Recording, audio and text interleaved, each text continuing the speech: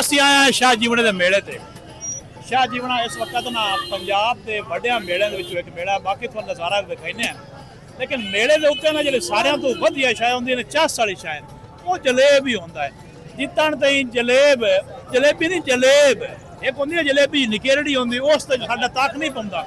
ਤੇ ਮੇਲਿਆਂ ਤੇ ਜਿਹੜਾ ਵੱਡਾ ਜਲੇਬ ਜਿੱਤਣ ਦੇ ਨਾ ਨੂੰ ਉਤਰਨ ਦੀ ਚੱਸ ਨਹੀਂ ਪਾਉਂਦੀ। ਇੱਕ ਵਾਰੀ ਠੱਲੀ ਪਾਈ ਆ, ਇੱਕ ਵਾਰੀ ਉਹ ਜਲੇਬ ਤੁਹਾਨੂੰ ਬਣਦਾ ਵੀ ਖਾਣਾ ਹੈ।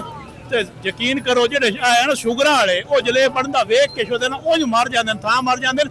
ਹੁਣ ਤੁਹਾਨੂੰ ਜਲੇਬ ਬਣਦਾ ਵਿਖਾਈਆਂ ਤੇ ਚੱਸ ਲਓ ਤੁਸੀਂ ਵੀ ਜਨਾਬ।